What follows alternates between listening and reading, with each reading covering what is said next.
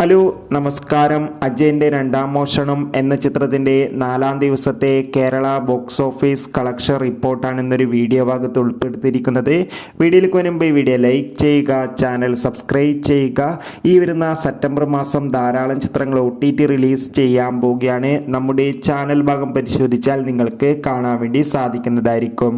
ടൊവിനോ തോമസ്, ബേസിൽ Joseph എന്നൊക്കെ പ്രധാന കഥാപാത്രങ്ങളായ ചിത്രമായിരുന്നു അജയൻ്റെ രണ്ടാം മോഷണം. ചിത്രത്തിന് മികച്ചൊരു പോസിറ്റീവ് റെസ്പോൺസ് തന്നെയാണ് 4-ാം ദിവസവും പുറത്തുവന്നുകൊണ്ടിരിക്കുന്നത്.